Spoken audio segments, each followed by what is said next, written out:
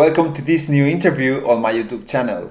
Today I'm immensely happy to bring you what has been the most incredible interview I have ever done because of the importance of the guest, the Stoic writer and professor of philosophy Massimo Pigliucci. Massimo Pigliucci is professor of philosophy at the City College of New York and is well known for being the author of numerous books on Stoicism, including How to be a Stoic and Live like a Stoic. But before starting the interview, I wanted to ask you, if you haven't already, subscribe to my YouTube channel if you like the content I share. Just click the subscribe button below and also click the bell if you want to receive a notification every time I publish a new video. My channel is mainly in Spanish, but I'm starting to interview English-speaking authors such as Massimo Pigliucci and Donald Robertson. I also encourage you that if you want to support me so that I can continue creating free content and bringing people of such quality for free to the podcast, support me on my Patreon profile. For the price of a coffee in the Starbucks, you help me a lot to keep going with this little project about Stoicism. You can find the link to my Patreon profile in the episode description below. And now, let's go to the interview with Massimo Pigliucci. Okay, hello, Massimo Pigliucci. Thank you for being here today with me. Oh, it's a pleasure. Thanks for having me. Okay.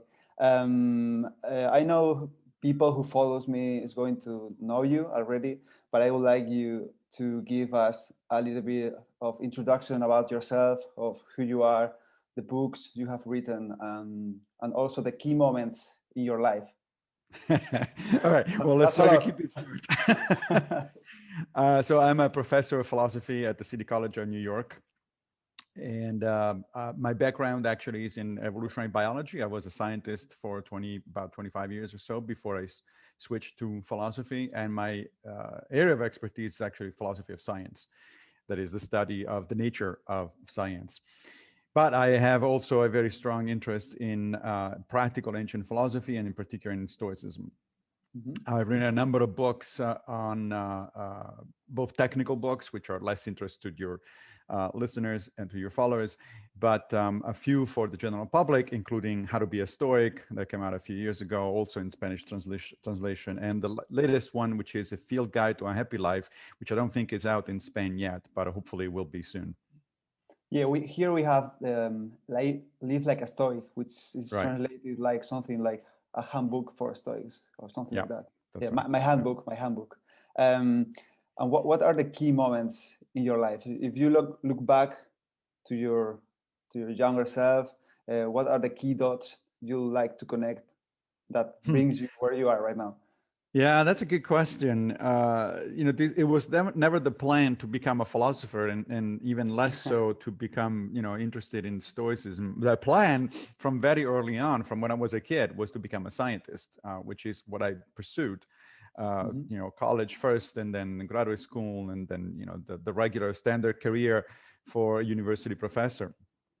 And then at some point, I was going through a little bit of a midlife crisis, both in terms of my profession and in terms of sort of my personal life. In terms of profession, what happened was that, I was doing well in biology. My laboratory was funded regularly. I had graduate students, postdocs, and things like that.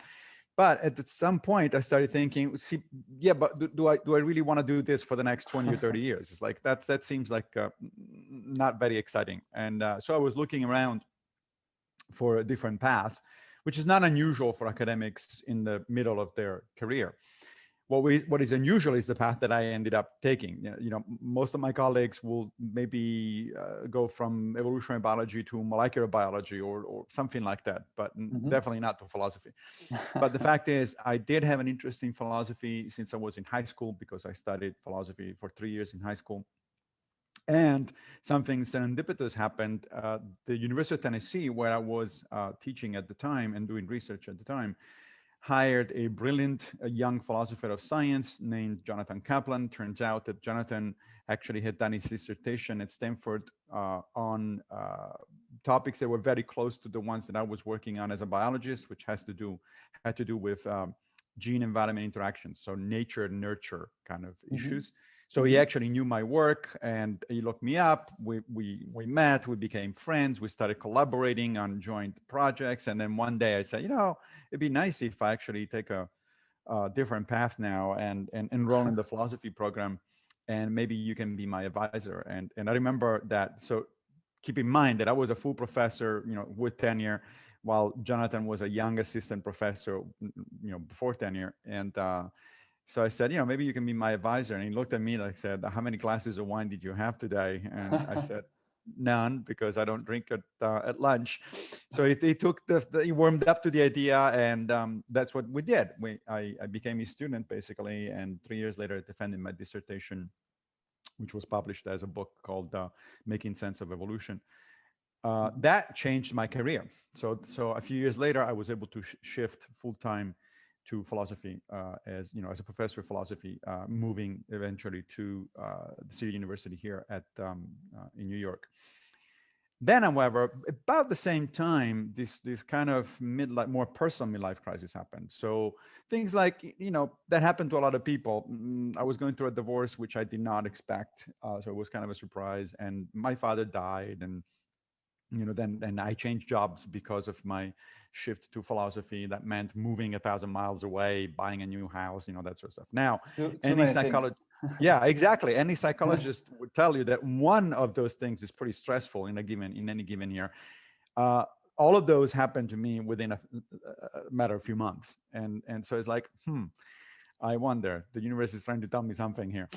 And so that kind of generated a little bit of a crisis. So I figured, okay, well, how do I deal with this kind of, literally life-changing situations? And, as people normally do, you reach to either your religion or your philosophy of life, whatever it happens to be. Well, in my case, the problem is I grew up Catholic because I grew up in Rome, in Italy. But I left the church when I was a teenager, so religion was not an option. And ever since I left the Catholic Church, I consider myself a secular humanist. And so I said, oh, okay, well, then let me turn to, writings by secular humanists and see if there's anything that's going to be helpful in terms of a general compass, a framework for how to deal with adversity and situations like this. And it turns out there was nothing. Secular humanism is a very good idea in general. I mean, it's all about human rights and justice and things like that. It's like, yeah, fine, I agree.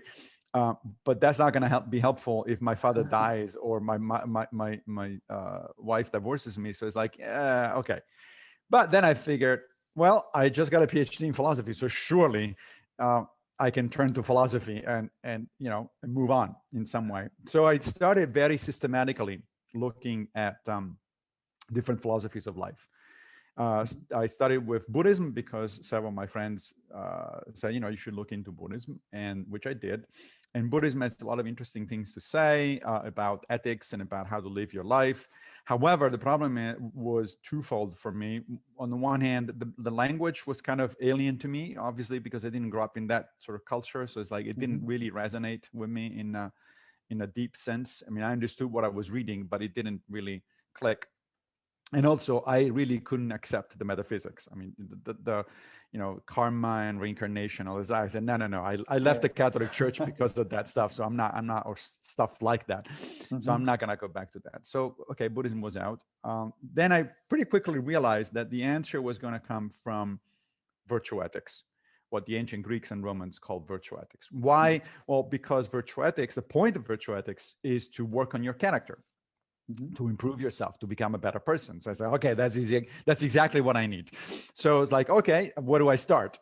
Now, during my PhD in philosophy, I did take a course in ancient philosophy, and so I thought, okay, I know where to start. I'm going to start with Aristotle. And Aristotle has a lot of interesting things to say about virtue ethics, particularly in his most famous book in that area, which is the Nicomachean Ethics.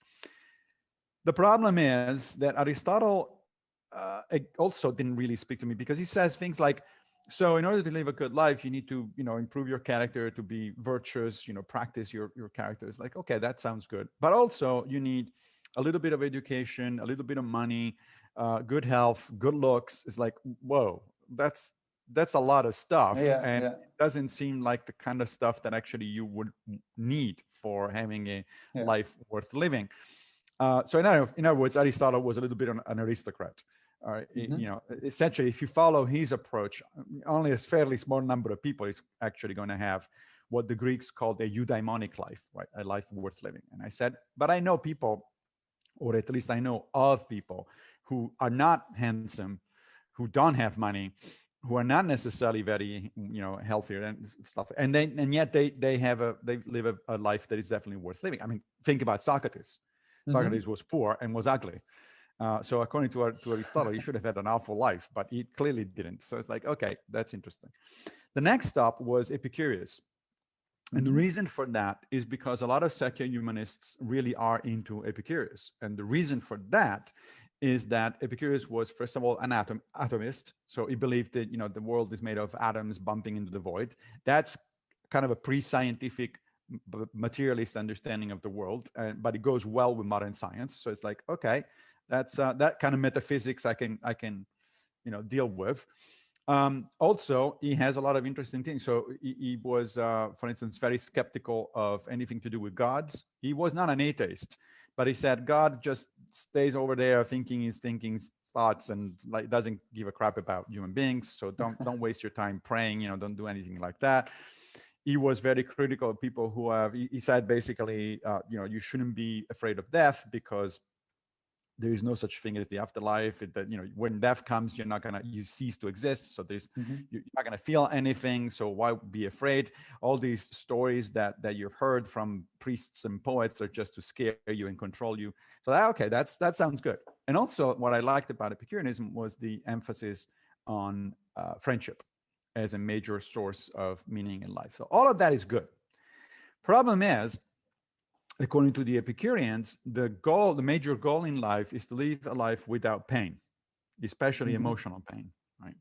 Now that sounds good. Unfortunately, Epicurus pointed out that one of the major sources of pain in life is social and political involvement. So he says, stay away from politics, stay away from social involvement. Just live in your little garden with your friends and don't bother with the rest of the world. It's like, no, I can't do that. That doesn't seem like a good life. Yeah. Human beings are inherently social and political animals. There, Aristotle was actually right, I think, on that count. So that's so much for Epicurus. Okay, Yeah. now I'm left with, I know the ballpark. It's gotta be, the answer has gotta come from virtue ethics, but I don't know where exactly. And so one day I was checking my Twitter feed, and I saw this thing that said, "Help us celebrate Stoic Week." I said, "Huh." I wonder what Stoic Week is, and also why would anybody celebrate the Stoics? Because I thought, mistakenly, as it turns out, but at the time I thought that Stoicism is about the stiff upper lip and suppressing A emotions, cold kind of, person. Yeah. yeah, going through life like Mr. Spock from Star Trek, and it's like, that doesn't. Why would anybody want to do that? Despite the fact that Mr. Spock is actually one of my favorite characters on Star Trek. But it's like, no, that's not, I don't want to live that kind of life. But then I realized, like, wait a minute, hold on here, because Stoicism is in fact itself a type of virtue ethics. And also I remember, it's like, wait a minute, Stoicism, that's Marcus Aurelius, the Roman emperor philosopher. And I read Marcus Aurelius' Meditations when I was in college, and I found it an interesting book. And then I thought, Stoicism, that's also Seneca. And I actually translated Seneca from Latin when I was in high school, and I thought it was interesting as well. Interesting writer. But somehow I never put the two together. I never actually understood when I was younger that Seneca was talking about the same kind of stuff that Marcus Aurelius was talking about, and certainly I had no notion that there was such a philosophy, elaborate philosophy of life Mm-hmm. that behind their writings. So I said, okay, that sounds interesting. So I signed up for Stoic Week. And so the first thing I did, I downloaded some materials to learn more about Stoicism, and I started reading. And the first guy that I read about was Epictetus. And he was a slave in the early part of the second century, and actually late part of the first century. And he was brought as a slave to Rome, and then he was freed. And he studied philosophy with Musonius Rufus, one of the major Stoics at the time, and Mm-hmm. then he started speaking, as we would say today, truth to power. In other words, criticizing the emperor Domitian. He was sent into exile as a result of that, moved to Nicopolis in northwestern Greece. He reestablished his school that became the most famous school of ancient times, in that period. One of the later emperors, Adrian, visited on a regular basis. Like, wow, this guy's it's incredible. And then I started reading Epictetus, and right at the beginning of the discourse, near the beginning of the discourses, I encountered this thing. It says, so one of these days we have to die, but it looks like it's not going to be today. On the other hand, I'm kind of hungry right now, so let's go have lunch. And I said, wait, what? Who is this guy? So here we have a guy who is straightforward. It just speaks like a regular human being. No convoluted phrases, nothing. It's like very, very plainly understandable. Sense of humor, bordering on sarcasm, which I kind of liked. Straightforward talk. And I said, and I never heard of this guy, even though I have a PhD in philosophy. I never heard of Epictetus. How is this possible? So then, of course, I did some research. It turns out that Epictetus was actually a household name throughout the Middle Ages, because his Enchiridion, his Manual for a Good Life, was actually translated in Latin and used by Christian monks as a set of exercises for spiritual growth. It was very famous during the Renaissance. There was a first Italian translation by Poliziano in the 1400s. Even as recent as the 19th century, it was famous. I mean, several of the American founding fathers, including George Washington, Benjamin Franklin, and Thomas Jefferson, all had personal copies of Epictetus' works. It's like, so then something happened in the 20th century, like when philosophy turned much more sort of abstract and analytical and academic and specialized. Kind of Epictetus, and in fact the Stoics in general, kind of felt in this out of view. So they're kind of in an eclipse. But in fact, Epictetus had been a major philosopher throughout almost 2 millennia. So it spoke to me. It clicked. And at the end of the week, I said, okay, I'm gonna keep practicing Stoicism for another few months, because Stoic week usually is in October. So I committed to do it until the end of the year. And then the following year, I said, okay, I'm going to do the whole year of practice and studying. And then after that, I just continued. And so now here we are several years later talking about it, It's funny because you discover Stoicism with Twitter, and I discovered Stoicism through YouTube, which is it's funny. Yeah, social media, who knew? Sometimes social media actually do something good. Sometimes can change your life. So that's right. I have seen a lot of similarities between Stoicism and Buddhism, which is curious because they were far away in the physical distance from each other. Why is that? I have heard you talk about it several times. Well, there are several reasons probably for it. So first of all, there are similarities not only between Stoicism and Buddhism, but also I found out later between Stoicism, obviously, and other Greek and Roman philosophies. Clearly, there is a lot of similarities, for instance, between Stoicism and Epicureanism, even though they're different. But there's a lot. They have a lot in common. But there's also similarities between Stoicism and other Eastern traditions, including Confucianism and Taoism. I suspect that some of these similarities are the result of people thinking about the same kinds of problems and arriving at similar solutions, right? It's like two engineers on different sides of the world that have the same problem. How do I build a fast vehicle for roads? And they come up with very similar solutions. So it's kind of convergent thinking. Some of these, on the other hand, are actually the result of cultural cross-fertilization. I mean, we know that obviously within the Hellenistic philosophies, the Stoics knew about the Epicureans and vice versa. In fact, we know that they talked and debated for literally centuries.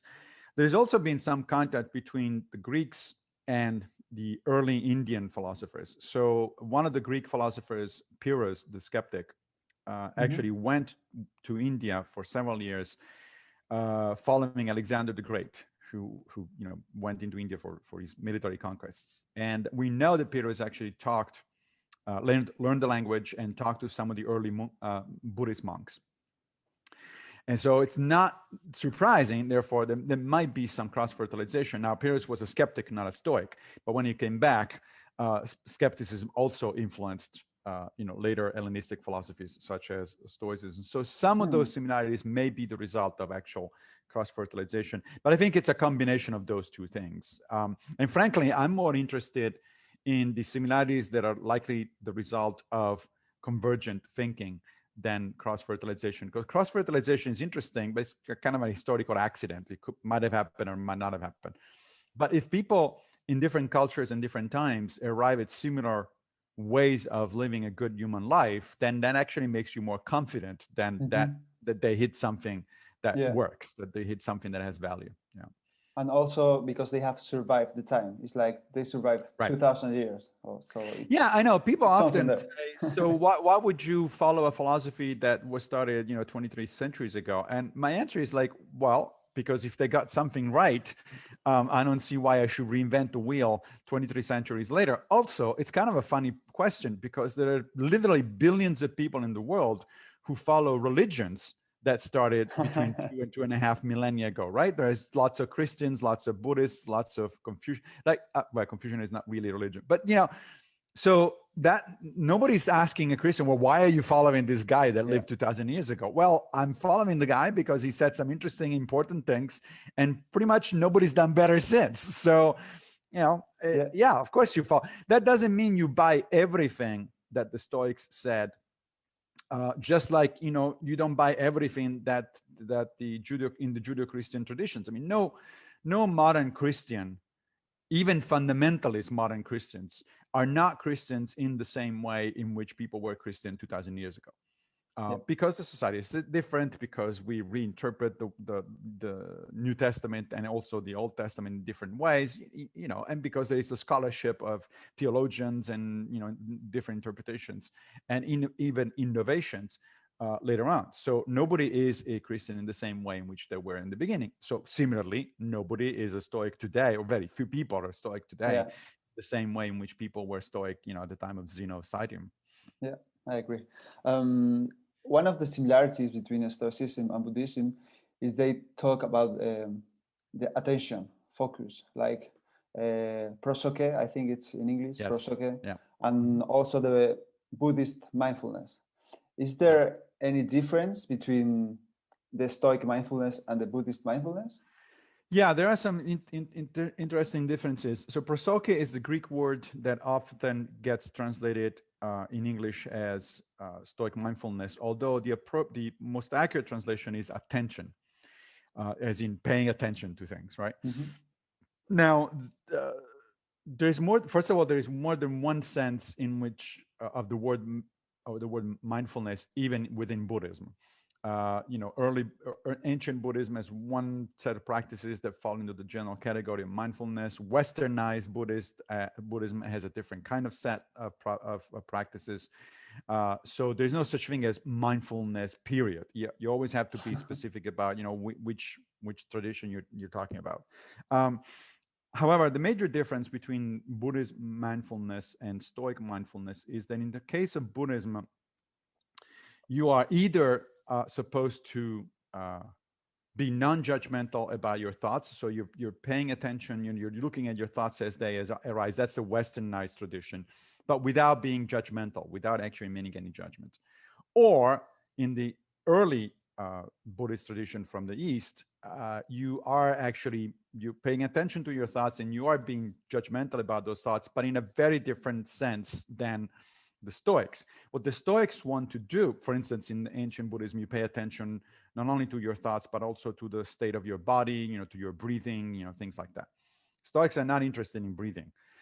They're not interested in, anything that has to do with the body, really. What we want to do, and also it's not a type of meditation. Mindfulness is something you're supposed to be doing not at certain particular times of the day, like in the Buddhist tradition. You're supposed to do it literally every minute you're awake. Okay, you're supposed to be mindful every minute of your life, and that is why it's the word prosoke is often better translated as paying attention. Basically, what the Stoics are saying is we need to pay attention to life as it's happening right here, right now. Why? And so not be distracted by thoughts about the past, for instance, or not being distracted by thoughts about the future. Why is that? Well, because the past is not under your control. It's gone. There's nothing you can do about it, right? The future is not here yet, and it's also not under your control. So what is under your control, where your agency lies, is in what you're doing right here, right now, right? I'm talking to you right here, right now. So all my attention, according to Epictetus, ought to be focused on what I'm doing now, looking in you, talking to you in the best way possible. Why is that? Well, because nothing, as Epictetus says, nothing has ever been improved by not paying attention, right? So if I were all of a sudden, instead of, I'm talking to you and then I also pick up my phone and, I check my messages and things like that, right? Well, it looks like I'm multitasking, but in fact, what I'm doing is I'm switching very quickly between two different tasks, the result of which is that I'm doing both of them badly. I'm not talking to you in my best possible way because I'm distracted by the phone, and I'm not paying attention to my messages in the best possible way because I'm talking to you. So I should put down the damn phone and talking just to you, right? Exactly. Now, in the case of the Stoics, in particular, this is true in anything you do, but it's in particular true if what you're doing has moral value, ethical value. So, for instance, if I'm dealing, I'm a professor, university professor, so I deal with my students on a regular basis, right?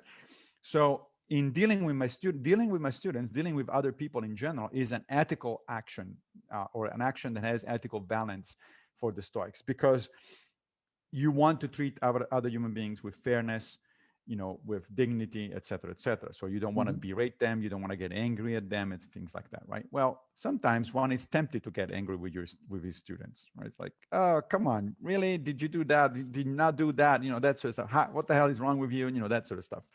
But I pay attention. I practice prosoke, and so when I talk to my students, even though they might have done something that was, really not good, and they didn't do their homework, they come up with excuses for that that have make no sense, etc. I try to be mindful, to pay attention to what's going on, to be respectful, and say, look, this is not the way to do things. Here's what you want to do to improve it, but not to berate them, not to getting upset, not to getting angry, and so on and so forth. So that is Stoic mindfulness. Okay. It's paying attention to what you're doing right here, right now, because nothing has ever been improved by not paying attention to it. Okay, that's very good. I remember I watched a conference you did for a Spanish newspaper at País, I think. And at the beginning of that conference, you said the Stoics try to eliminate negative emotions, to focus on the good ones. But we have told by psychologists and that we, instead of trying to eliminate negative emotions, we should try to manage them and to understand them. What's your opinion on this? Is the best way to do, or I am misunderstanding something? There might have been actually an issue with the translation of the interview. I don't think I said eliminate, because as you said, you just say, psychologists are correct. You don't eliminate emotions. You don't suppress emotions, right? Emotions are there. You have to deal with them. However, so the Stoics say that we should do two things. We should manage the unhealthy emotions, and I'll give you an example in a minute. And then we should mindfully embrace and cultivate the healthy emotions. So an example of an unhealthy emotion is anger.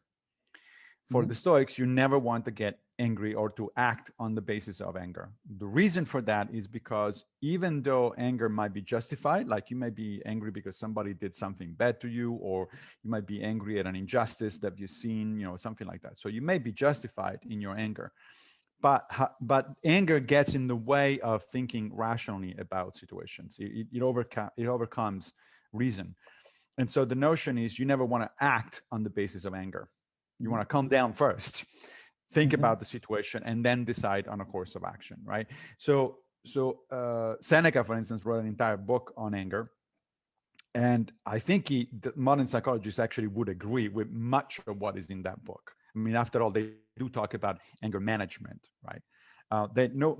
Even though some psychologists say that that a little bit of anger is actually healthy, and the Stoics would say, no, it's never healthy. But in fact, in practice, I don't think that modern psychology differs that much from ancient Stoicism, because even modern psychologists would say, well, maybe sometimes anger is justified and it's even healthy, but you definitely don't want to act on the basis of anger. You don't want to act when you're angry, and that's what Seneca says. So Seneca says you cannot uh, eliminate anger, you cannot suppress anger. The only thing you can do is to wait it out, right? And then he says that there are some techniques that you can employ in order to help anger go away. So if you feel, he says, if when you feel your first movement of anger, when you feel like your blood is boiling, you're getting right, don't do anything. Just get the hell out of the way, right? So go somewhere else. Go out for a walk. Count until 20. Take some deep breath. Anything that distracts you and leads the anger to subside, right? Only after the anger has subsided, then you come back to it and say, okay, wait a minute, let me understand here. Why was I getting angry? Oh, there is a problem. What is the problem? Oh, there is an injustice that's been done. Okay, well, what can you do to rectify the situation? How can you act rationally in order to rectify the situation? So that's the way the Stoics deal with unhealthy emotions. Healthy emotion is, for instance, love. The quintessential healthy emotion is love. However, we have to understand what love means for a Stoic. It doesn't mean the romantic love falling, heads over heel for somebody, because that actually is irrational. The Stoics would say, stay away from that, because that actually gets in the way of your reason. Again, it's not something you can suppress. And, when you fall in love, you fall in love. There is nothing really you can do about it. And of course, as we all know, it is a pleasant situation, right? It's like being euphoric or drunk or something like that. And the Stoics are not saying don't do it, because that's impossible. There's no way you can avoid it. But they say don't act on it. Don't do stupid things, right? Don't do things while you are in that sort of situation. For the same reason that they say, drinking wine is fine. The Stoics are often accused of, not cultivating pleasures, not appreciating pleasures of life. That's not true. I mean, Seneca clearly says, sure, if you want to drink, drink. Not a question. However, try not to get drunk. And if you are drunk, absolutely do not make decisions while you are in that condition, because your rationality has gone out the window temporarily, right? So, but there are also healthy versions of love. So when you're, for instance, in love for your friends, love for your children, love for your partner, once that the initial, crazy part has subsided, we all calm down basically, and we develop a deeper connection with other people, right? So, being in love with my wife, for instance, now doesn't mean that that I'm crazy and that I feel that, like, the palpitations like when we met, right? But it does mean something actually deeper. It's more of an attachment. It's more of a caring thing. And so that kind of love, according to the Stoics, is in agreement with reason, as they would say. In other words, it's a good thing to do, right? Okay. And so it needs to be cultivated. It needs to be actually encouraged, right? So that's the idea, that you want to move away, you manage as much as you can the negative emotions, the unhealthy emotions, which are defined as any emotion that gets in the way of reason. And you want to cultivate, by contrast, the positive or healthy emotions, which are defined as those emotions that are in agreement with reason, that is reasonable to do. It's reasonable to be loving toward your children, for instance. Okay. It's reasonable to be faithful to your friends. Those are things that you want because they're good things, right? We should also point out that a lot of times people say, oh, you want to do everything with reason. What about the emotions? Like, the Stoics in that agreed actually with modern cognitive science. There is no sharp separation between emotions and reason. This notion that there's reason over here and then emotions over there, and the two are kind of in conflict or something like that. That's actually a view that goes back to Plato, and that has been rejected by modern cognitive science. Modern cognitive science will tell you that, you only got one mind. You don't have bits and pieces they're doing different things. It's true that there are certain anatomical features, areas of your brain that are more connected with the emotional responses and others with rational responses. For instance, the amygdala at the base of your brain is where your emotional responses begin. That's where your adrenaline, for instance, and other hormones are, start out. And it's true that your neocortex, which is the most recent, evolutionarily most recent part of the human brain, that's the part that is in charge of your rational decision making. However, it's also true, and any basic look at the brain anatomy will confirm that those two areas are massively interconnected. So it's not like there is emotion over here and reason over there, and they don't talk to each other. No, they are massively interconnected, so that your actual behaviors are always an inextricable combination of emotional responses and rationality. And so what the Stoics are saying is you simply therefore act in order to decrease the responses that are not good for you and increase the responses that are good for you. That's very good practice. It's like speaking with them, right? Like speaking with your emotions, trying to put words. Exactly. You dialogue with your emotions, right? So Epictetus famously says, when you have an impression, which is your first reaction about certain things, right? Instead of acting on it, hold on for a second, you hold your emotion at a distance and say, hey, wait a minute, you are just an impression. Maybe you're not what you look like. So let me talk to you. Exactly. It's what modern psychologists call cognitive distancing. Right? So put some cognitive distance between you and your initial emotional response and see if your initial emotional response is important because it tells you something. When you get angry or when you get the butterflies to the stomach because you're emotion, there is an emotional response that's caused by a particular person you're with or something like that is telling you something. It's telling you that maybe you should be afraid of this situation, or maybe this is a pleasurable situation. This is a good thing. The point is, however, never trust your first response. Just inquire into your. And let me give you a funny example, actually, of this. So there's this woman. I read this really interesting article about this woman who was on a date one day, and they were at a bar and with this guy, and the date was going okay.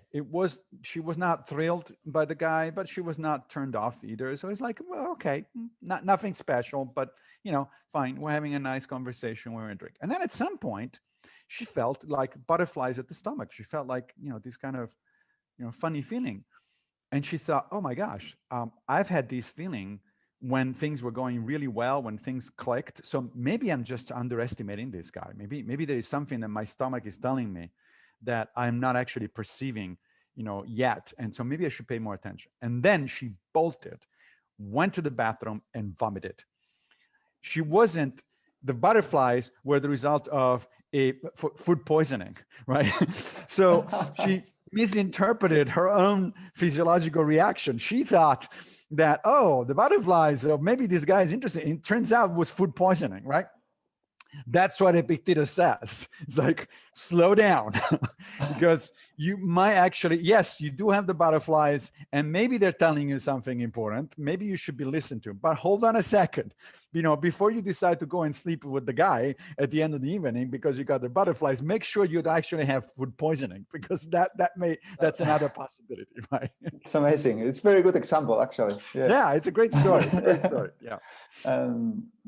Just talking more deeply about Stoic practices, I listened to you in another podcast saying something like Premeditatio Malorum is not the same exactly, or like negative visualization.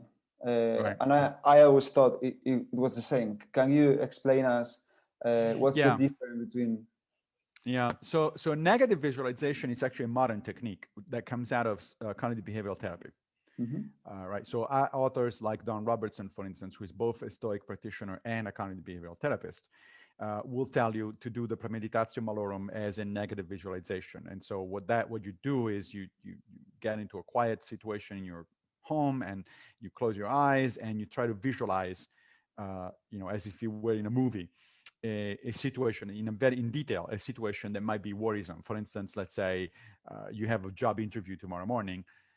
You close and you're worried about it, so you close your eyes, you imagine yourself dressing up for the interview, going to the interview, being at the interview, etc., etc., right? So, and the idea there, which again comes from cognitive behavioral therapy, is that you familiarize yourself. You're basically running a simulation in your own mind of the situation. You familiarize yourself with the situation, and you think about the worst possible outcome first. It's like, which in this case would be, I'm not getting the job, right? And then you work your way back and you say, okay, well, if I didn't, that's the worst thing that can happen, that I'm not going to get the job. Well, that's not the end of the world, right? And so you prepare yourself not only for the actual situation by sort of simulating in your mind, but also for a negative outcome, so that you're not, you're not freaking out, you're not overreacting and things like that. That's great, but that is one way to do the Premeditatio Malorum, which you definitely don't find in the ancient texts, however, because they didn't have the concept of a visualization, exercise. That's a modern thing, and if it works for you that way, that's great. Absolutely, go on and do it that way. It doesn't work for me, for instance, because I'm not good at visualizing things. So not everyone is good at visualizing things. I am much more of a writing person. I need to write things down.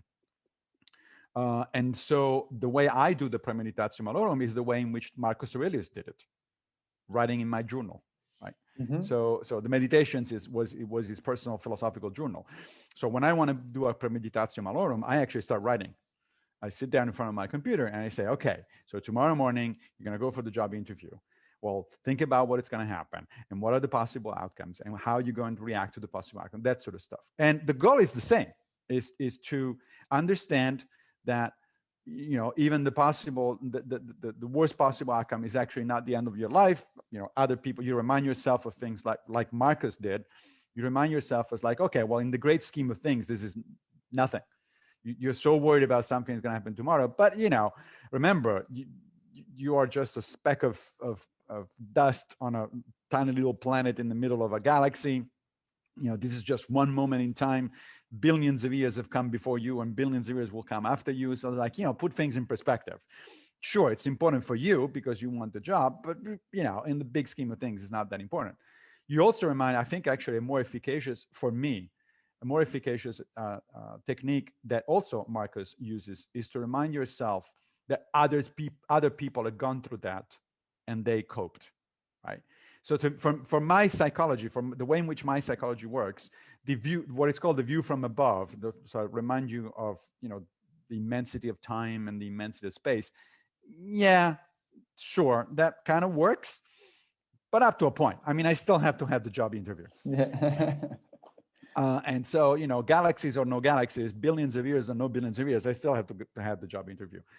However, reminding myself, as Marcus does, that plenty of other people have gone through similar situations. Plenty of other people did not get a job, and yet plenty of other people somehow coped with it and survived. And so, who am I? What kind of schmuck am I that I cannot survive or I cannot cope with, not getting a job?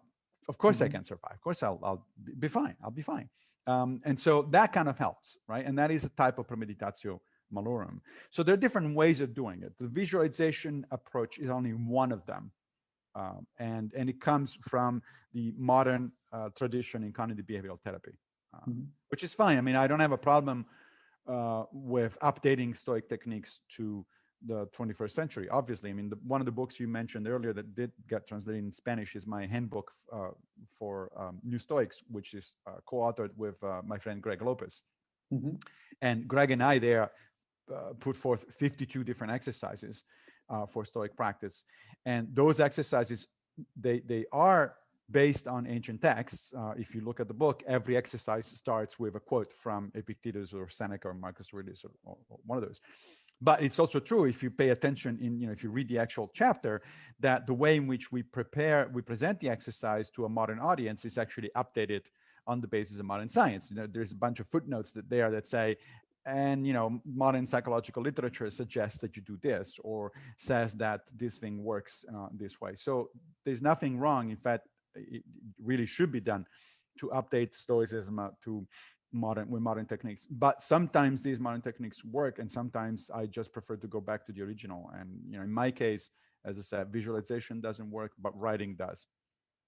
So Marco Aurelius is doing this Premeditatio Malorum when he says something like, every day when you wake up, remember you are going to see an ungrateful, Yes. selfish person, but he's Yes, okay. exactly. Okay. Right. And so, this is the kind of stuff that you can do even today. I can say, all right, today I have a meeting with the administration at the university. And, you've been to these meetings before. You know that they're boring. You know that people talk a lot of nonsense. You know that, they probably will upset you because they're going to say something that doesn't make any sense. Fine. Well, you have to do it anyway. So prepare yourself mentally. It's like, okay, Yeah. I know I have to do this. And guess what? It's only going to last an hour. It's going to be over soon. And you know what expects you. You're not going to be surprised. You're not going to go in a meeting and say, oh my gosh, I didn't expect these people to say a bunch of nonsense. Of course you did, because you've done these meetings before. So fine. Just trying to minimize the damage. Basically, the Premeditatio Malorum is an idea of getting ready mentally for things that you cannot avoid, and therefore minimizing the damage. Right? Mm-hmm. Okay. Obviously, there are some really serious Premeditatio Malorum. For instance, the most important, arguably, that I ever did in my life was when I knew that my mother was going to die. Right. That's a pretty big deal, right? Losing one of your parents is a pretty big deal. But when she got sick and she got diagnosed with cancer, I knew, as a biologist especially, I knew exactly what that meant.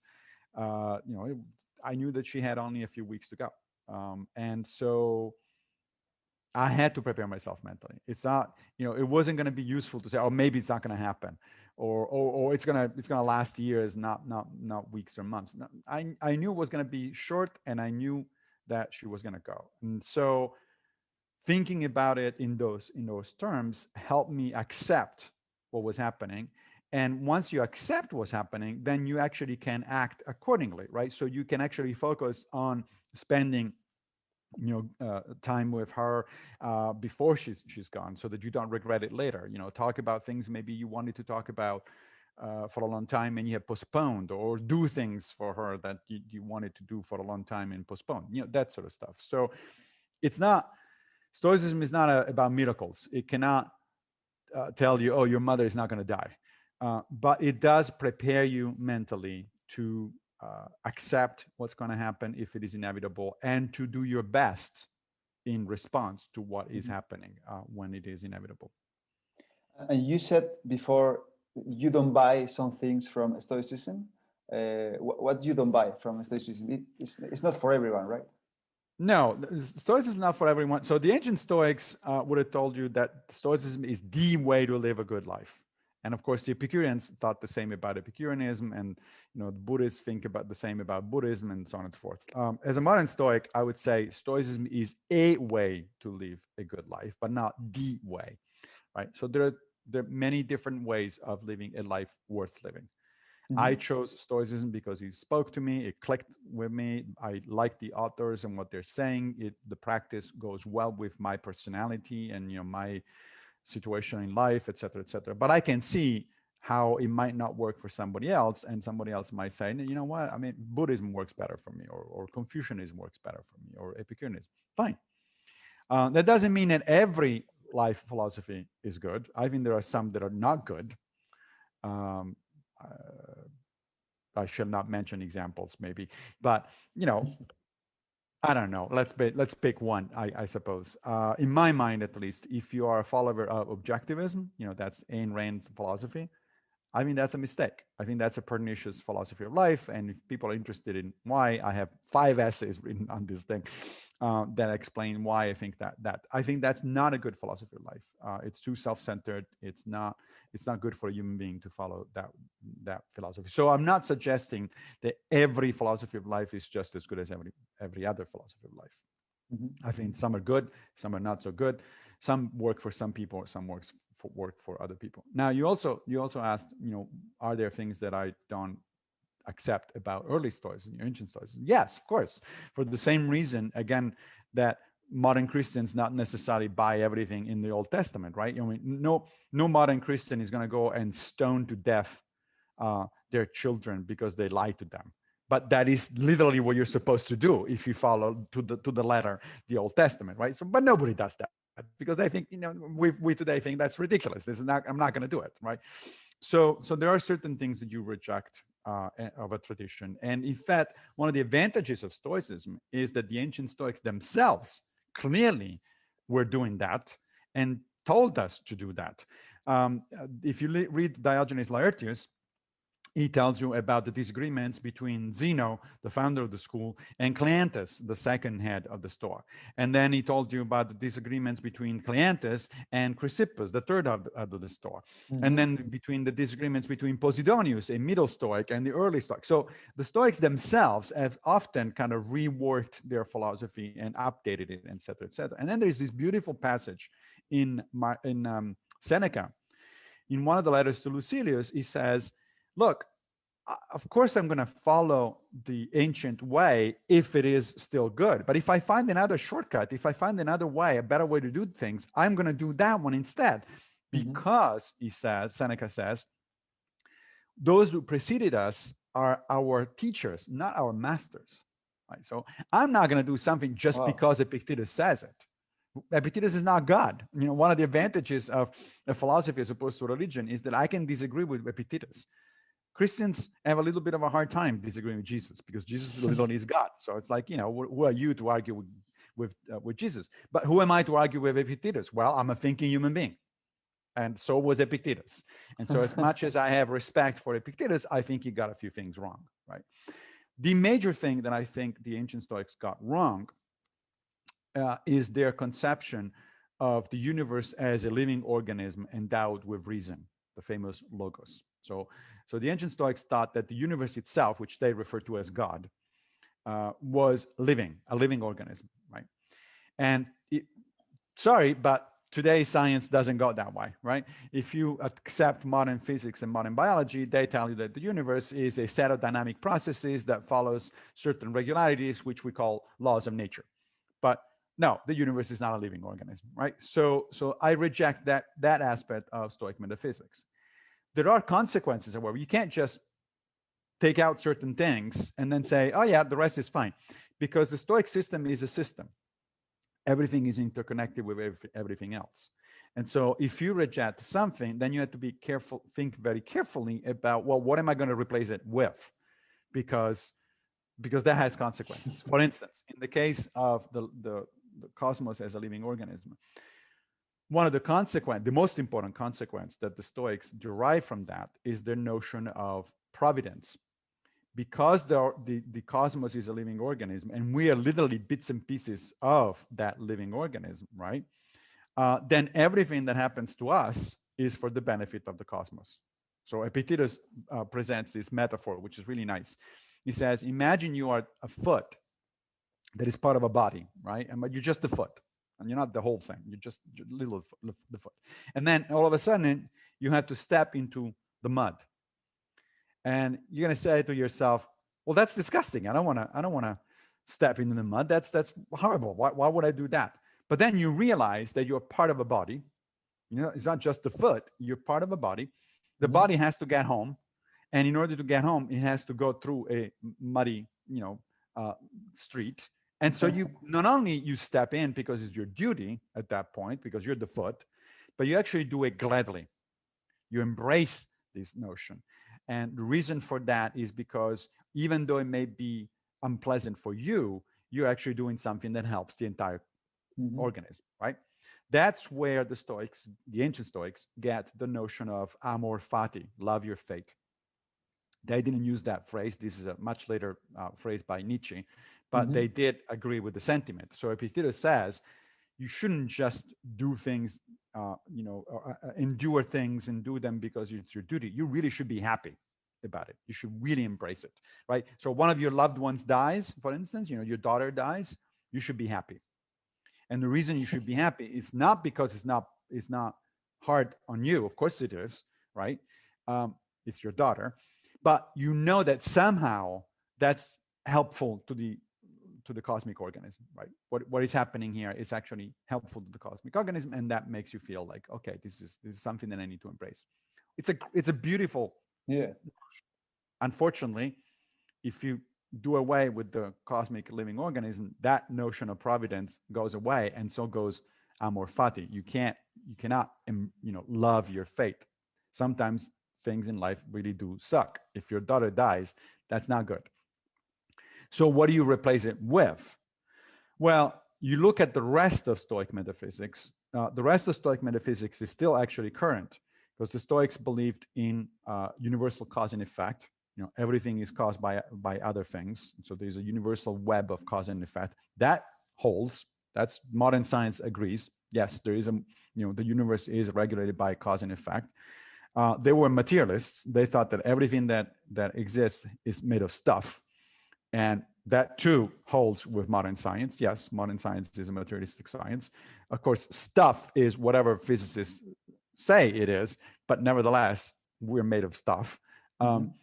They also believed in, they were sort of compatibilists about free will. In other words, they thought that we are responsible for our actions, but not in the sense that our actions are independent of cause and effect. They are also caused, and they also have effects, because they are actions that are made by, implemented by beings that are made of matter, and therefore have causal powers. So all of that stays.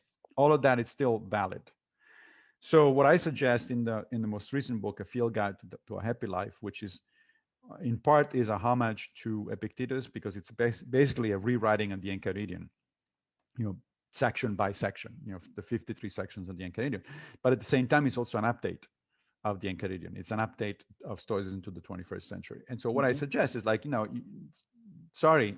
modern Stoicism cannot afford amor fati. It cannot afford, this notion that was so beautiful but doesn't work anymore. So what are we left with? Well, we're still left with acceptance and endurance, because we're still part of a universe that is regulated by cause and effect. And so if my daughter dies, God forbid, Zeus forbid, as the Stoics would say, if my daughter should die, that is obviously a horrible tragedy, but it's unavoidable. I mean, my daughter is mortal just like anybody else. At some point she will die. Hopefully I will die before she does, but it could happen the other way around. And if that happens, I just need to be ready to accept it, mourn her, absolutely, but at the same time also move on in my life, because it's not the end of life. It's the end of one life, but it's not the end of life in general, right? So endurance and acceptance, I think, are still very much modern Stoic values, but loving your fate is something that we cannot afford. Mm-hmm. Okay, so I think when your daughter dies, it has happened, so you have to deal with this, but you can choose the attitude you are going to deal with that, right? So you can choose not to be happy, but not to punish yourself too much, but Correct. you cannot love it, right? Correct. You can choose what your attitude, you can work at least on what your attitude is going to be. And Seneca writes beautifully about these kind of things. He wrote 3 letters of consolation, one to his friend Marcia, who had lost, in fact, an adult son, and one to his mother, Helvia, because Seneca was in exile, and Helvia was distraught by the fact that her son was in exile, and the third one to his friend Polybius, who had lost a brother. And in all of these, especially the one to Marcia, he says, of course you're going to be feeling grief. That's human. Again, this is another one of those cases where, yeah, of course you're going to feel the emotion. This is like you wouldn't be a human being if you didn't feel grief, or you'd be a sociopath if you didn't feel grief for your loved ones dying.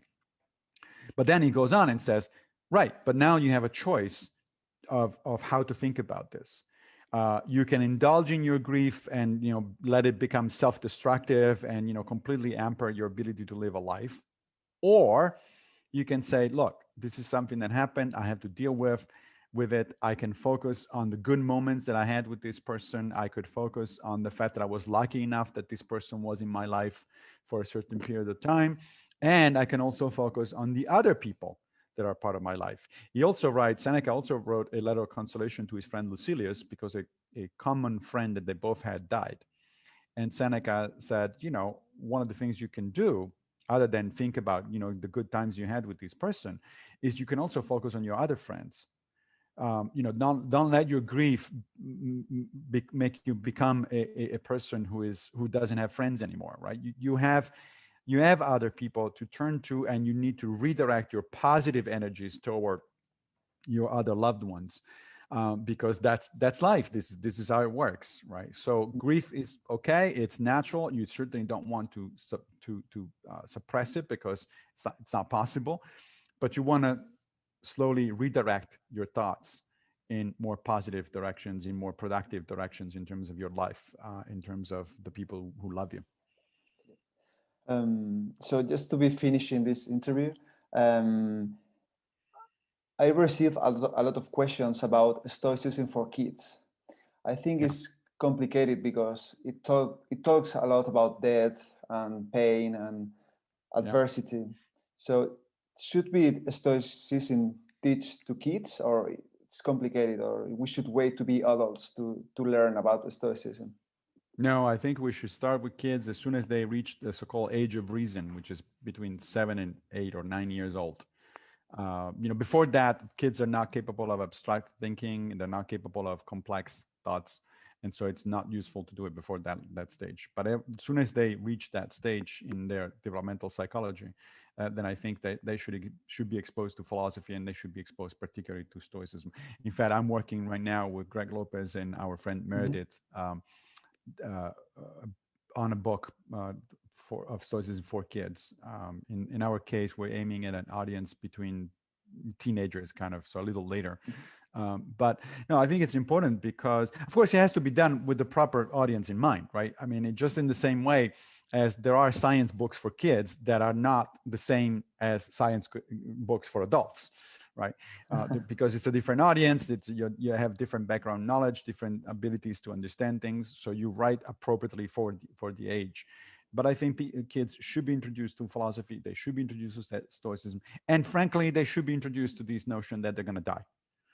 Because especially in American society, but increasingly, or even in European society, we kind of want to put away thoughts about death as much as Yeah. possible. And you don't want to deal with that with people who are dying. We put them away in a house, in a home somewhere else. We don't want to talk about it. We don't like why. That is a natural process. It happens.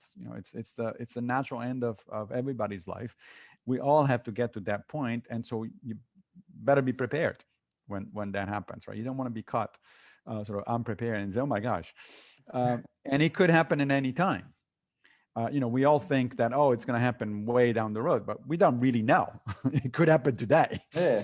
I hope not, but it could happen today. So that's why Seneca says, a lot of studying philosophy, or the point of studying philosophy, is to prepare yourself for the ultimate test of character, which is your own mortality, your own death. What advice would give you if you were 10 years younger? Uh, what advice will give you yourself? That's a good question. I would tell myself when I was younger, like, you read Seneca and Marcus Aurelius, but you really didn't pay attention to what they were saying. So go back and read them again, and because there's Okay. some important lessons there to be learned, and they're going to be useful for you over the next several years. Don't wait until you get in your 40s or your 50s. Yeah. They're going to be useful right now. Okay. Yeah, that's a good one. A good one. Who would like you? Who would like to see in the podcast? Who would you like for me to interview about Stoicism or philosophy of life?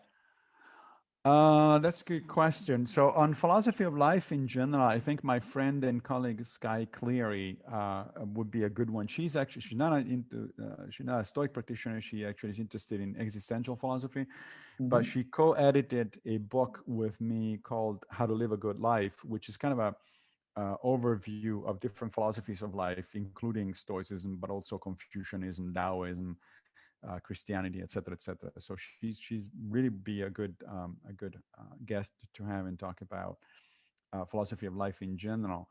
About Stoicism in particular, of course, there's lots of people that you could talk to. I would say I'm partial to my friend Greg Lopez, who is the co-author of the Handbook for New Stoics, because he is very much into the practice. He's very much, really sort of, okay, let's sit down here and do the stuff, not just talk about it. And so he I has, like that. his emphasis is definitely on the practice. Yeah. Okay, perfect.